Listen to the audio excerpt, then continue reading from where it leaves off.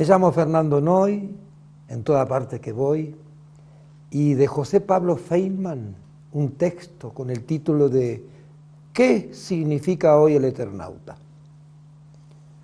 La derecha ignorante y torpe que pretende gobernar en la Argentina ha cometido otro de sus grandes desatinos, más grave que el del policía Palacios con el que pretendía cuidar nuestra seguridad, más grave que la designación del desdichado y resentido Abel Pose, lleno de odio hacia los jóvenes. No, este error ofende profundamente a nuestra cultura y a la concepción de la defensa de la vida en Argentina.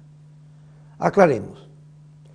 ¿Por qué el Eternauta es el símbolo de los nuevos jóvenes y también de los veteranos, como el que escribe esta nota? Oesterheld nace en 1919, fue el maestro de nuestra generación, de la generación que creció durante los años 50. Hizo las mejores historietas o literatura dibujada, como exactamente definió este arte Oscar Mazota. Primero en la revista Mister X, luego en Hora Cero y Frontera. Sé que esto no significa nada para el político joven, tan joven que lo desconoce todo, que gobierna la culta ciudad de Buenos Aires, que lo ha preferido 2 veces contra un verdadero, auténtico intelectual, como lo es Daniel Filmus. Pero eso ya está. Ahora tenemos al pibe, al hijo de un sólido hombre de negocios, que ha acumulado una fortuna tan enorme que puede imponerlo todo o casi todo. Aunque según creo no se siente muy orgulloso de su vástago, de su eterno recién venido al mundo, que ni hablar sabe, ya que tienen que soplarle al oído lo que debe decir. Detengámonos en este aspecto no lateral de la personalidad del joven Macri. A él le soplan al oído porque ignora el ABC del arte de la política. Simplemente estaba más cómodo en las farras de los 90 que en la densidad histórica de América Latina del siglo XXI. Como a él le tienen que soplar, supone que a los jóvenes de la Cámpora o del movimiento Evita y otras agrupaciones también les soplan. Les soplan los perversos que quieren hacer de ellos otra cosa de lo que deberían ser. Y ellos, al ser ya eso que no deberían ser, al haber sido sometidos por el mal, les soplan a los otros niños lo que a ellos les soplaron. Tratan de convertirlos en lo que ellos son. Tratan de infiltrarse en sus mentes. La palabra infiltración es la palabra fundante de la derecha, sobre todo en el campo de la educación. Cuando mataron en 1976 a los curas palotinos de la iglesia de San Patricio, los carniceros escribieron en las paredes: esto les pasa por envenenar las mentes de nuestros jóvenes. Uno se pregunta, ¿no harían lo mismo si pudieran?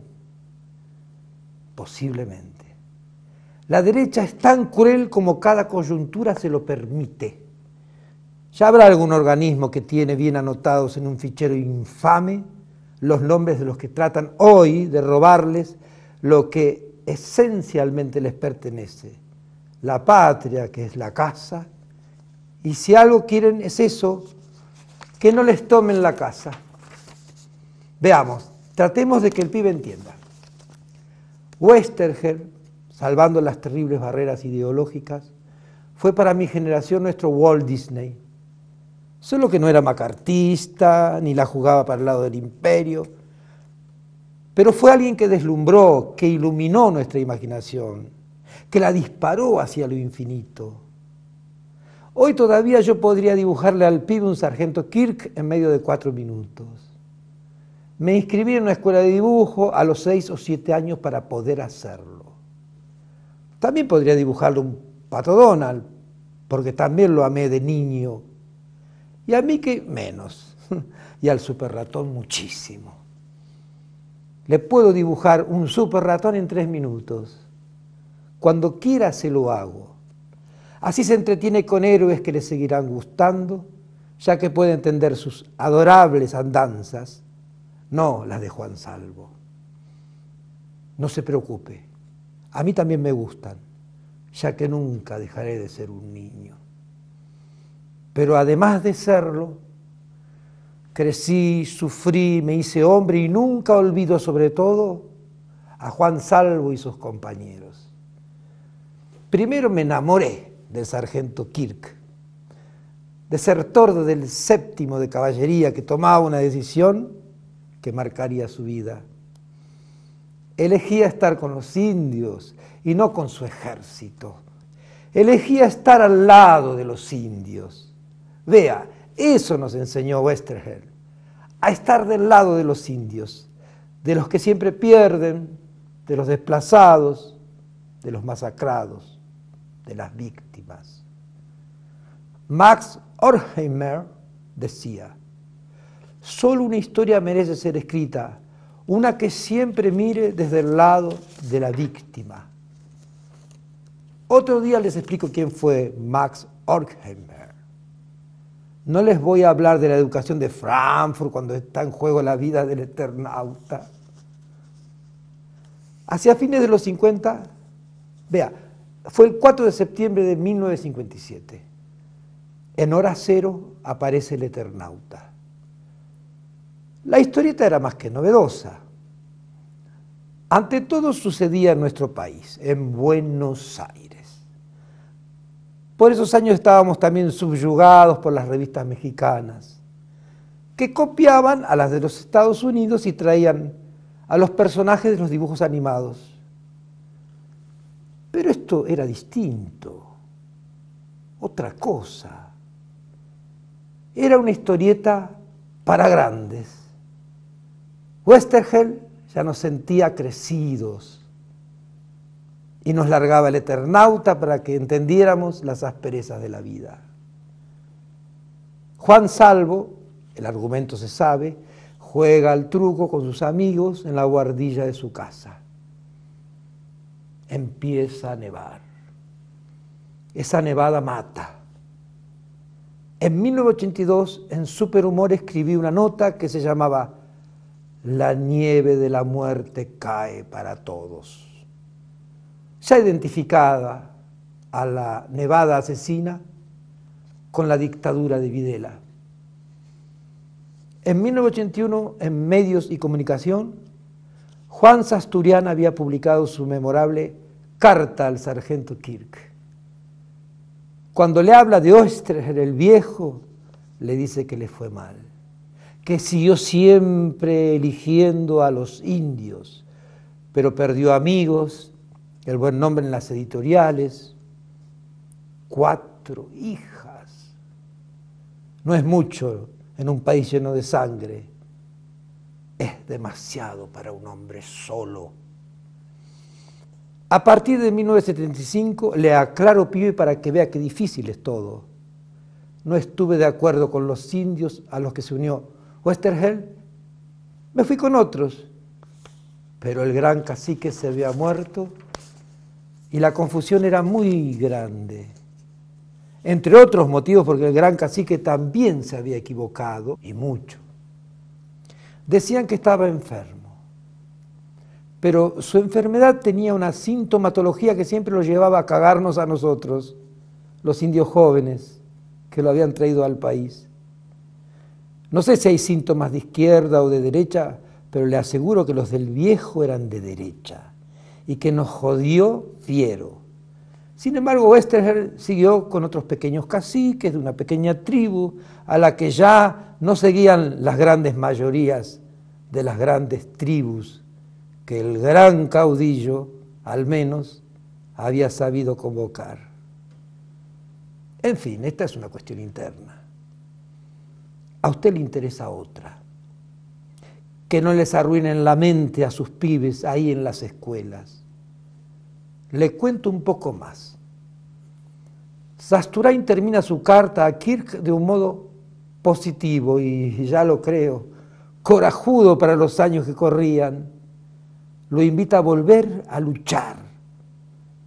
Supongamos que hay algo urgente por hacer y con sentido, salvar a la muchacha, defender a los indios o cualquier otra causa abierta. En eso estamos.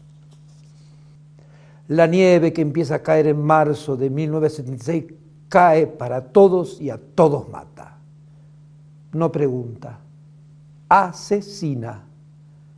No hay justicia. Ni para los indios que murieron en insensatas contraofensivas que los soldados de la caballería enemiga racista y criminal exterminó de la peor manera. Ni para los indios que no teníamos caciques, pero tampoco paz, porque estábamos en el país de la muerte. Ese país era el de Nueva Nevada. Todos los que la nieve mataba eran inocentes, porque la nieve asesina no preguntaba, no tenía ni respetaba leyes. Culpables eran todos. Mataba sin juicio previo, sin fiscales, sin defensores. Sus familias pedían por ellos y nada. No había un cuerpo sobre el que llorar, una tumba donde ofrecerle reposo y llorarlo, y hasta rezarlo, hablarle, locamente hablarle. Así se fue Oesterheld. Se lo llevaron, lo desaparecieron, y sus 4 hijas, Beatriz, 19 años, Diana, 24, Estela, 25, y Marina, 18. En cautiverio se dice, y seguramente es cierto, aunque puede usted concebir un sadismo tan exasperado, pibe, cree que algo de esto yace en cualquier mensaje que provenga del Eternauta o del Nestornauta, que tan asediado lo tiene. Le mostraron con macabra prolijidad las fotos de los cadáveres de sus 4 hijas. ¿Cuánto tiene que sufrir un hombre? ¿Cómo la bestialidad humana, el asqueante sadismo, el placer por el dolor del otro pueden llegar a atrocidades tan inconcebibles? Acláreme ese punto, por favor. Nuestra generación amó a Héctor Oesterheld y se crió leyendo sus excepcionales historias, su literatura dibujada. Ahora, mañana mismo, voy a seguir dando un curso que trata sobre la literatura en tanto compromiso político. Los grandes autores que he elegido son Borges, Walsh y Oesterheld. Creo que es la primera vez que Héctor Germán está ubicado donde merece, entre los más grandes escritores de nuestro país. El Eternauta es para nosotros el símbolo del héroe que lucha con sus amigos contra la muerte. Luego conocimos esa muerte, la padecimos, perdimos amigos, familiares, muchos se fueron o fuera del país o arrojados vivos al río de la Plata, cuyas aguas desde entonces son símbolo de la muerte. Los hijos de nuestra generación encontraron por fin un político que les pareció primero confiable, luego querido y después se les murió. Ese político, en un 25 de mayo de 2005, dio un discurso y la televisión lo tomó en primer plano y detrás de él estaba la madre del Eternauta. ¿Puede creerlo, pibe? Estaba Elsa Sánchez de Oesterheld, que lloró a su marido, al que culpó durante mucho tiempo y al que luego entendió y hoy ha vuelto a amarlo, que lloró a sus 4 hijas, a un yerno y a un nieto. Estaba porque ese político sabía quién era. Nadie, ningún periodista al día siguiente sacó una nota sobre el hecho. No reconocieron a Elsa, yo sí, y seguramente otros también. Pero para alegría de Elsa, que tanto necesita alegría y vida y afecto, en fin, que la amen, publiqué al día siguiente en este diario, por supuesto, una contratapa que se llamaba Elsa en el palco del 25. Vea, pibe, si de ahí al menos inconscientemente hubiera surgido un empujón, aunque pequeño, que llevara con justicia a identificar a ese político, usted sabe, a Néstor Kirchner, que también se les murió a los jóvenes que tanto lo lloraron con el Eternauta. Estaría tan orgulloso que el corazón me golpearía el pecho como un caballo desbocado. ¿Sabe la fuerza, la potencia de un caballo desbocado? Pregúnteles a sus amigos de la sociedad rural que tanto bendijo el golpe que nos llevó a Westerheld.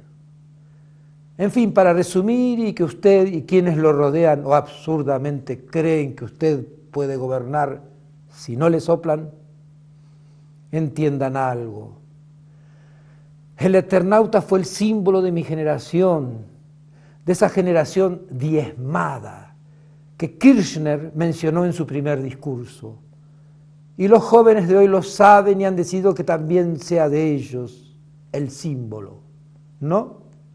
El símbolo de la lucha por un país más justo, más libre, más democrático, que respete de una vez para siempre a todos los indios, a todos los morochos y a toda la buena gente. Ese es el mensaje. Eso significa el tan temido por usted y sus consejeros, porque usted, disculpe, sin consejeros, nada. Néstor Nauta, nada mejor que este mensaje de vida y de respeto por el otro y de amor por la política como medio de transformar a un mundo a todas luces injusto, el mundo que usted representa, y de transformarlo sin violencia, porque la lección se aprendió. Con la violencia se pierde porque es el arma más poderosa de los soldados y tienen muchas, y tienen una crueldad y un desdén por la vida que nadie de los de este lado podrá tener jamás. Y con respeto por los otros y por la igualdad, por la justicia, por el mundo de los héroes anónimos, pero unidos por los héroes como el Eternauta. Ojalá estas líneas sirvan para que ustedes comprendan a los jóvenes de hoy, que no son los que están de su lado, aunque tal vez hasta ellos entiendan y se vengan para aquí, para el lado de los indios, de los hijos de las víctimas de Westerheld. José Pablo Feynman, página 12, 27 de agosto de 2012.